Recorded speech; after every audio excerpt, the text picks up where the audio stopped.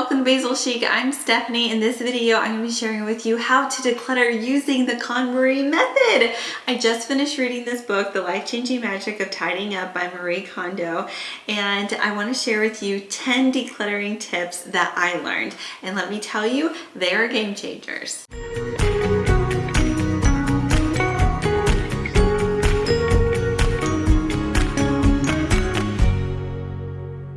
So Rosie's gonna join us for some of this video, just to let you guys know. She's gonna be on my lap and probably making several little appearances. This book is very well written and motivating, and it definitely goes beyond what sparks joy. And I think that's what a lot of people think of when they think of the Konmari Method is you pick up an item, if it sparks joy, you keep it, if it doesn't, you give it away. And that's true. However, there's so much more to her and to the Konmari Method than that. And that's what I want to share with you guys today in sharing my 10 decluttering tips that I learned.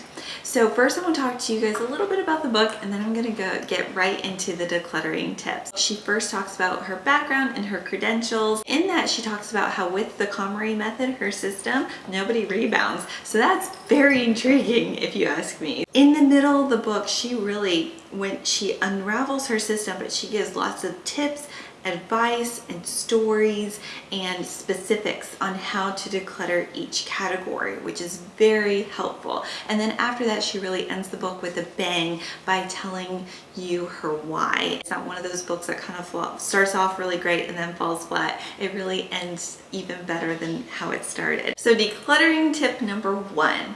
I first have to say that her process is the same. It's nothing new that we haven't heard before. I mean, like everybody knows, there's like 3 basic steps. You take everything out, you purge, and then you organize.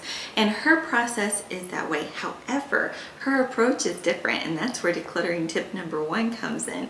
She's the first one to attach it to the mindset and our way of thinking. You guys, I came to that conclusion. I totally did, I promise. And I think that's why I resonate with her book so well, because I came to that, and then to hear her so boldly talk about that and really focus on that, that is a big game changer. Anyone can get organized.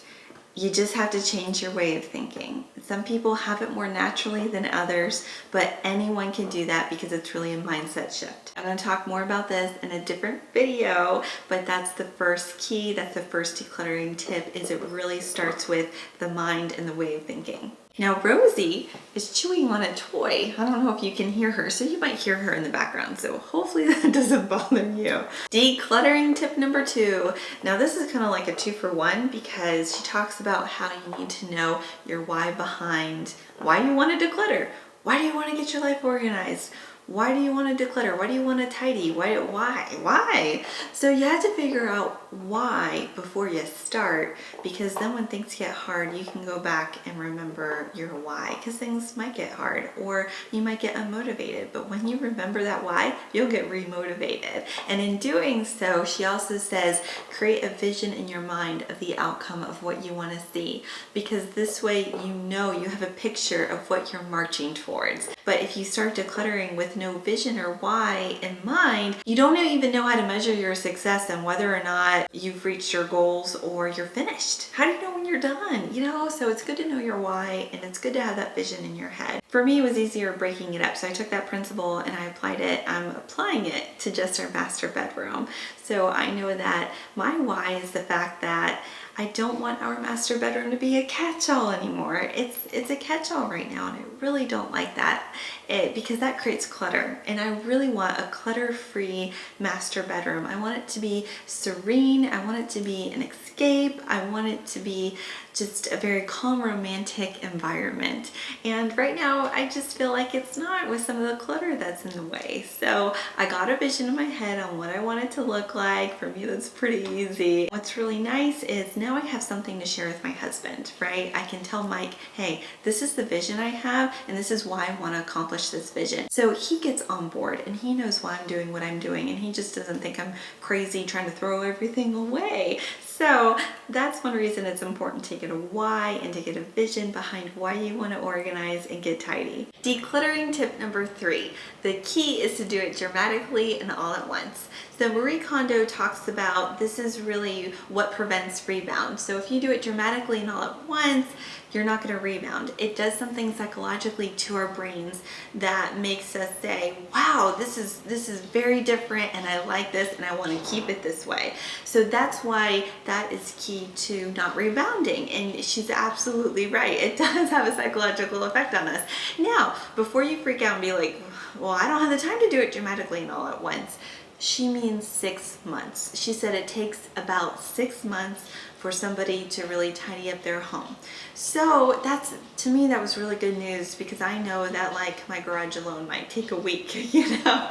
So different rooms in the house will take longer. We have lives outside of decluttering, because really in the grand scheme of our lives, 6 months is a short amount of time. So that's where she's coming from. She's coming from a bigger picture, and it's definitely realistic. Decluttering tip number 4, it needs to be done in the right order, starting with clothes, ending with sentimental. And I'm not going to tell you all the items in between, because I want you guys to read this book because it's really good. But she does. She gives you all the categories and what to do in what order and what that means. And it's very fascinating. And she says she doesn't know why it works, but it works. Like, she knows it goes from easiest to hardest, but she doesn't, I don't know what she means by why she doesn't know it works, but through her experience, she found that it works. And I honestly think that it really resembles the Dave Ramsey's Financial Peace University system in helping people get out of debt. So if you're interested in that, I'll link that below because it's really good. But Dave Ramsey suggests that you start with your smallest step first and work your way to the biggest. Don't worry about interest rates. Don't worry about anything like that. And it may not make sense on pen and pencil on paper. However, when you knock out that smallest debt, it gives you that psychological win and gives you that momentum to keep going, right? So I really believe that's the same thing going on here. You start with the easiest thing, clothes. You have the least emotional attachment to your clothes, and then from there, that momentum, you see that change in your wardrobe, and that momentum keeps building with each item as the categories make it a little bit harder, but your momentum keeps on snowballing, and you're gathering it as you're going, and that's what's keeping you motivated throughout the process of getting your home tidy and your life organized. Decluttering tip number 5 is to keep what you love. Now, that sounds super simple. However, this was like a big game changer to me, because I can get really overwhelmed going through my pieces, and to pick up each piece, does this bring me joy? Does it not bring? I'm like, I don't know. However, what did resonate with me is, and this was one of her aha moments, and this gave me an aha moment, and that is, first, before you go through everything, just take out what you love. We're focusing on the wrong things. She talks about how people focus on like, oh, what to declutter, what to get rid of, but really our focus should be on keeping what we love and what we want to keep. And so I tried this with my jewelry, and it worked. I laid out all my jewelry on my bed. I just took out the pieces I loved and that I wore and that I wanted to wear. And then after I did that, I went through each piece that I had left over, and I decided, do I really like this? Do I really want to wear this? And my notes are in front of me, so that's why I keep like waking up my computer. However, it worked. So once I decided to keep what I loved, and it almost gave me like that release to say, no, I'm done with this, because I knew that I already had the things that I wore and that I loved at that time. It definitely makes getting rid of the rest of your stuff a lot easier, or at least going through it a lot easier. Decluttering tip number 6, and that is to hold each item in your hand. You have to touch it. You have to touch everything. This is my lip balm right now. There's actually a psychological connection that helps like your brain be honest with yourself when you're touching the items. That's the thing about holding each item in your hand. So it just forces you to be more honest, versus if you just were to look at them and be like, oh, sure, you know, we'll get rid of that. I guarantee you, if you actually hold those items in your hand, you're gonna get rid of a lot more. And it just helps you be more honest with yourself, and it really works. Now, if you're like me, touching it also helps, because sometimes, guys, I don't know if I really love an item or not. I don't know if I want to use it. I don't know if I want to get rid of it. I have no idea, which is kind of sad. So it's one thing I'm working on. However, if you're like me and you're kind of indecisive and you really don't know, Pay attention to the way you're touching the item, the way you're holding the item. Your body language will give you clues as to whether or not you should get rid of it, because sometimes things are associated with like a good memory or something like that, and you're thinking of the memory and you're not thinking of the actual item, because the truth is when you're holding it, and the way you're holding it will tell you keep the memory but don't keep the item, because you could be like holding it like, I don't know, should I keep it, should I not? That doesn't look like you want it, you know? So sometimes if you don't know, you have to pay attention to your own body language and really pay attention to the expression on your face and the way you're holding the item, and that will help you decide whether or not you should keep the item. Decluttering tip number 7. There's actually 2 reasons why we have a hard time deciding what to keep and what we don't want to keep. And that is, and she wrote it in her book, like, so I'm just going to read it to you, but I'm going to also tell you in Stephanie language. But she says because there's either attachment to the past or there's an anxiety about the future. So I say that as sometimes we don't want to settle the past, where we have fear or anxiety about the future. Whether you have an attachment or you don't want to settle the past, I believe anxiety really stems from fear, and that fear of the future, you know? So that's like my way of saying it, but it's like the same thing. Once you realize that, like once you realize it's because an attachment to the past, or you're fearful, or you have anxiety about the future, that realization alone helps you decide whether or not you should keep it or not. Because when you realize you have an attachment to the past, it's time to let go of that, because if you're living in the past, you can't live in the present, therefore you can't move forward.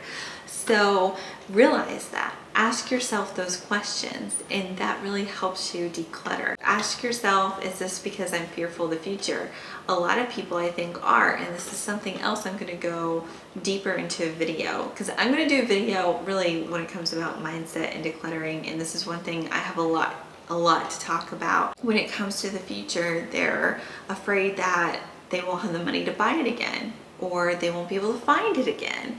And so if that's really why you don't want to get rid of the item, that's really not a good reason, because the reality is there's more where everything came from.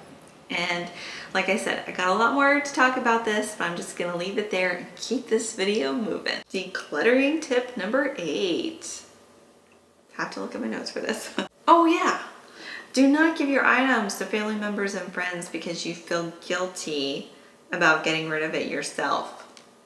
I think everyone is guilty of this, honestly. And again, this is something that people don't realize that they do, but they do, right? It's like, oh, I feel guilty getting rid of my old school uniform, so let me give it to my mom, you know? And really that's what it is you don't want to get rid of it, like you don't want it anymore, but you feel really bad giving it up because, like, you know, all the money that your mom spent on that, so you just like give it to a family member. Or you spent a lot of money on a very nice piece of clothing and you know it's nice, you know it looks good, you know it's like practically brand new, but you just never wear it, right? So you feel guilty getting rid of this really great item, you know, that you basically now feel like you wasted money on. So that you feel better about yourself, so that you feel like you're not wasting it, you give it to your sister. And your sister, you know, half the time doesn't care if they want it or not. If they want it, that's a different story. But we like force these things on these people. So that's another thing, is like, don't pass our guilt. Let's not pass our guilt on to family members or friends. If you don't want it, if that money's wasted, and I talked about this in previous videos, that money's gone either way. Like, it's already been wasted. Chalk it up to experience. You learned something, and that's one thing she talks about. You learned what you don't like, okay? So you paid for a lesson, and that's okay. We all go through that, and sometimes you have to pay for a few lessons in order for you to discover what you truly love, what you really like, and what you don't like. That's okay. But don't pass on that guilt to a family member or friend unless they like really want the item. If they don't, that's okay. Give it away. Let it go. You and the item will be much happier. Decluttering tip number 9. And that is, how do you get your husband to clean out and declutter his own stuff? Like, how do you do that? She has a way to do it, and it's really good. So here's basically what she says. She says, focus on your own stuff. That's her advice, and it works. So here's what happened. I tested this, okay? I totally tested this because the thing about Mike and I, right? I love to declutter. I love organizing, all that, right? Now Mike is organized. He's a very clean, organized guy. However, he's also a collector, right? So he's terrible at decluttering, like, to be honest with you guys. So I put this into practice. I decided, okay, well, when I clean out my closet, right, I'm just gonna go and focus on my own stuff. I didn't say anything to Mike. I didn't say, Mike, when are you gonna do your stuff? Or do you want me to help you do your stuff? Or, you know, you really gotta set aside time, make sure you clean out your closet, like nothing, right? I said nothing to him. He was like, so what are you doing today? It's like Saturday. I was like, I want to declutter my closet. That's all I told him. I want to declutter my closet. So I went into my closet and I cleaned out all my stuff. And I just really focused on my own clothes, my own shoes, my own purses. And believe me, there's enough there to keep me busy anyways. So I did that, and you guys, it worked. You know what he did? He ended up cleaning out his closet, his dresser, and his office closet. What? All because I just focused on my own stuff. He saw that I was busy, I was focused. So and that's basically what the Konmari Method says, is when you focus on your own, like, items, the people that you live with, like, around you, like, they start getting this itch, and then it's like magic. It is the life-changing magic of tidying up right there. That's how I get other people to do it. Worked on Mike, worked here. Try it. Let me know what you think. Let me know in the comments below if you do try it. Tip number 10, and it isn't as much of a tip as it is a principle, and that is tidying and decluttering actually boosts our confidence. It gives us confidence. And you might be like, Steph, what? Like, I don't get it. Why? Here's why. Because for the first time, a lot of us are faced with what we like and what we don't like. Because at the end of the day, that's what really decluttering is. Do we love it? Do we not love it? Does it spark joy? Does it not spark joy? Whatever you want to say or use. And then when we end up giving away what we don't love, and we see what we do love, what we love, or what sparks joy, then we actually find out a little bit about ourselves, and we learn about ourselves, and we learn what we actually do like.